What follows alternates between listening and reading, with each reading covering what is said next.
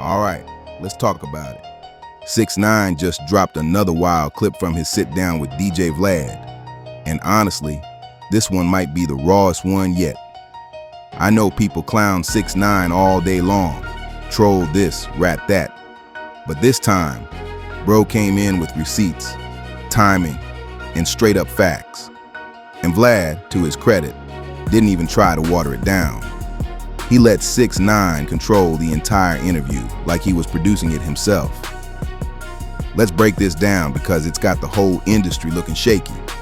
So picture this, 6ix9ine sitting across from Vlad, shades on, energy calm, but calculated. He's not yelling, not wilding out, just sitting there, running through the hypocrisy in the rap game. And when I say hypocrisy, I mean that fake, selective outrage everybody had when 6ix9ine caught his case. Back then, the whole internet became street code professors. Everybody was talking about snitching, loyalty, morals, you name it. But now, that same energy disappeared. And 6ix9ine ain't let that slide. He starts by asking a simple question. Why did all these rappers, Lil Durk, Lil Baby, 21 Savage, have an opinion on my situation when none of them even from New York? None of them was in my circle. None of them, even blood. And he right. When his name came up, they lined up to take shots at him, like it was a trending topic. But now, with all this young thug interrogation footage out, it's quiet. Nobody's saying a word, not a whisper. 6ix9ine said, when it was him, everybody wanted to play police chief, analyzing his case, judging what he did, throwing dirt on his name. But when the cameras turn toward their homeboys, they lose signal.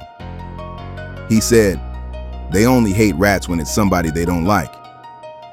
But if it's their dog, suddenly snitching becomes negotiable. And you can't lie. That's exactly what's happening. He called out 21 Savage directly.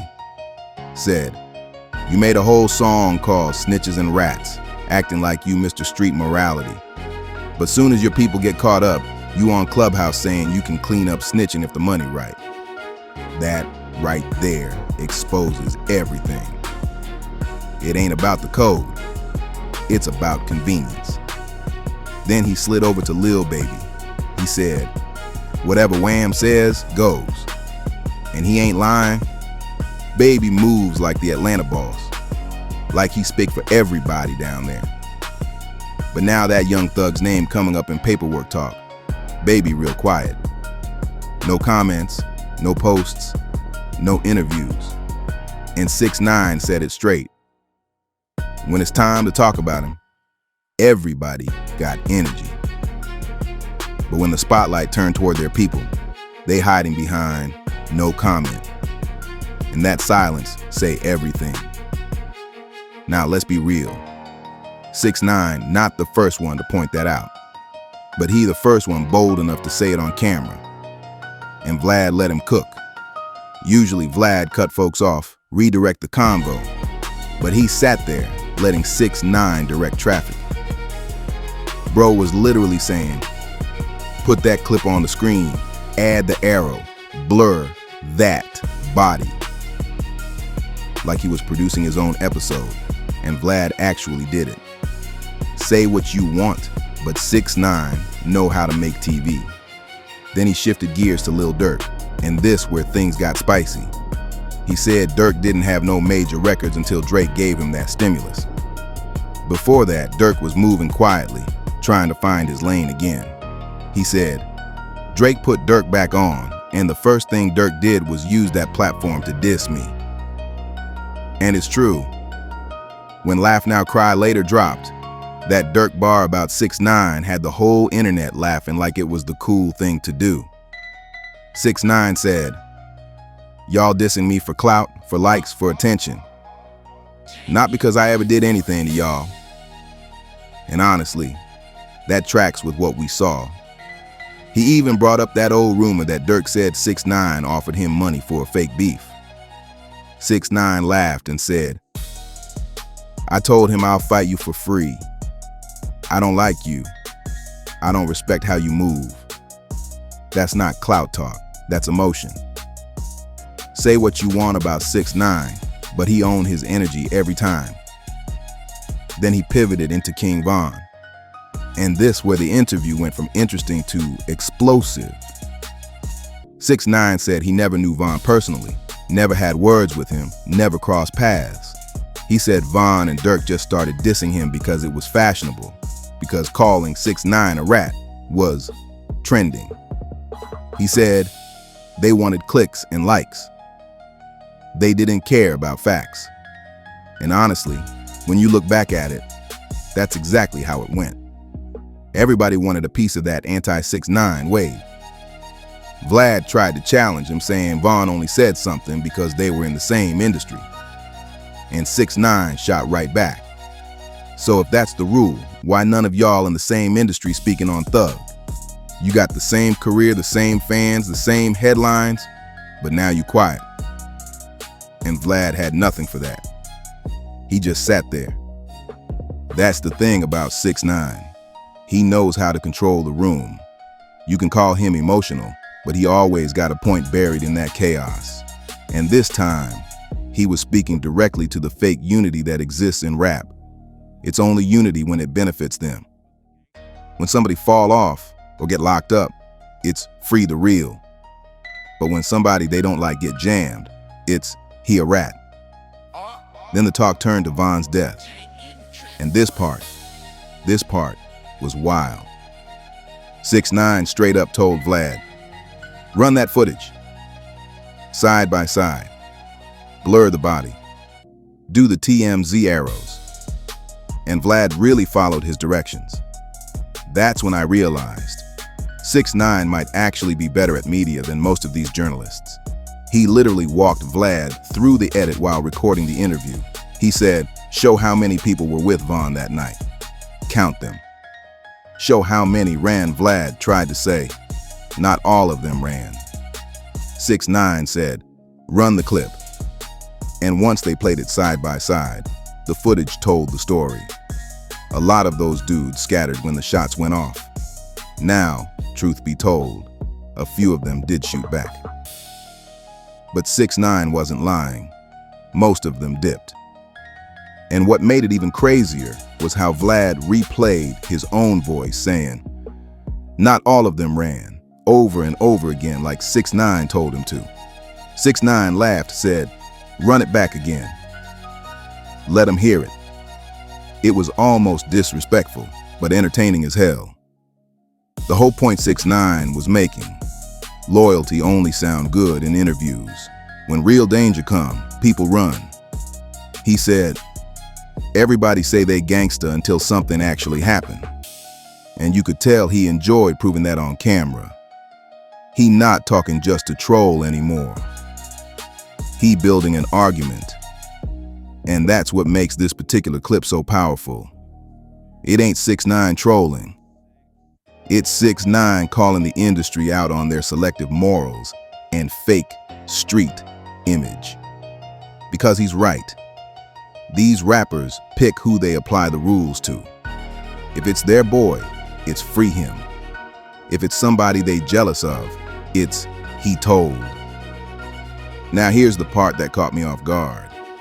Even Vlad admitted during the talk that he thinks Thug might have told. He didn't say it aggressively, but he said, yeah, I think Thug ratted.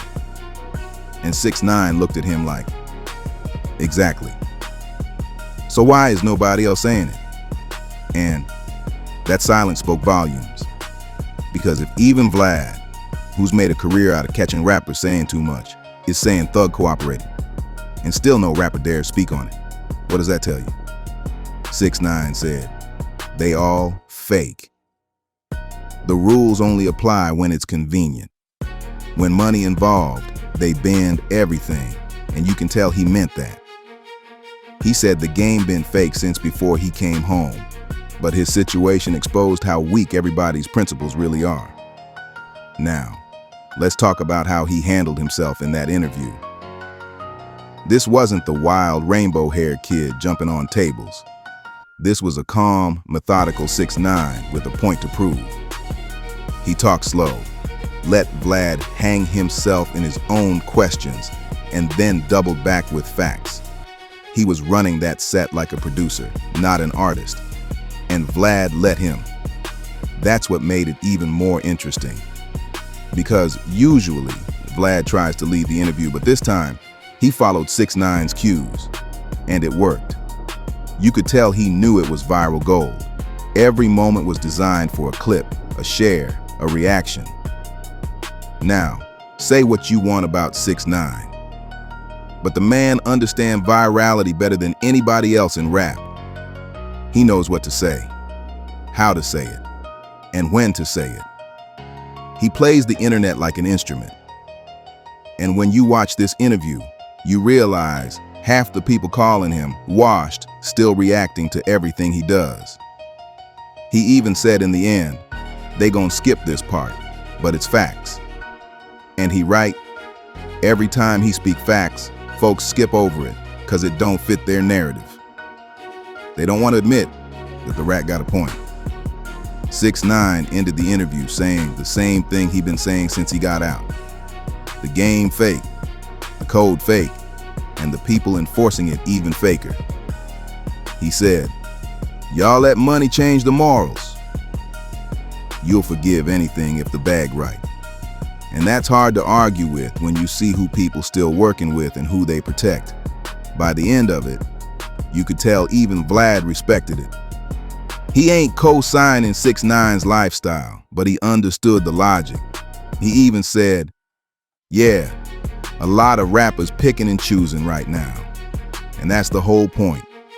6ix9ine just said it out loud.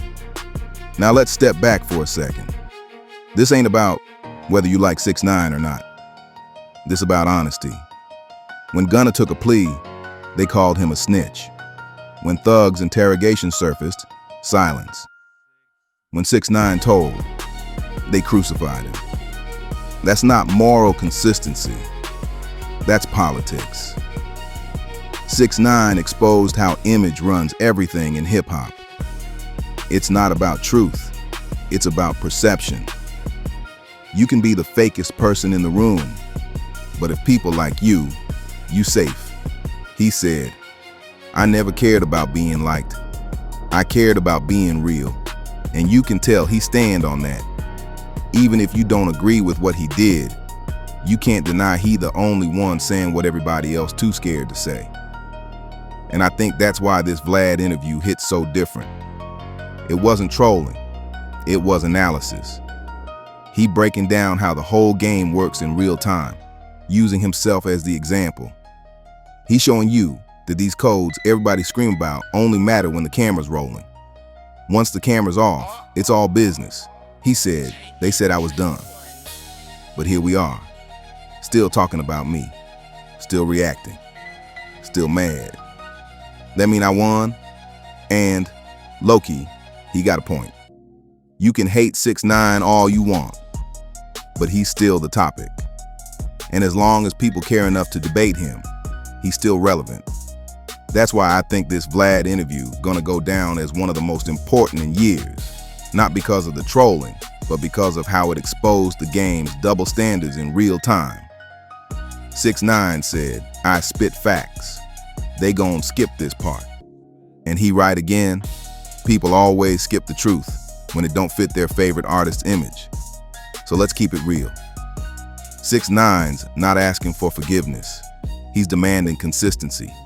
He's saying, if I'm wrong, then everybody doing the same thing wrong too. And he, not lying. It's hard to watch that interview and not see at least some truth in what he's saying. The irony is, he might be the biggest example of what the industry pretends not to be. Loud, dramatic, messy, but always backed by proof. And that's why people can't stop watching. So that's the breakdown. 6ix9ine went on VladTV and flipped the whole conversation upside down. He didn't just call out names. He exposed the whole system. And whether you love him or hate him, you can't say he didn't make his point. Let me know what you think in the comments. Do you think 6ix9ine telling the truth? Or is he just stirring the pot again for views? Because at this point, it's looking less like trolling and more like journalism from somebody who lived it. Make sure you like, comment, and subscribe to Reloaded Daily, where the streets talk and we listen.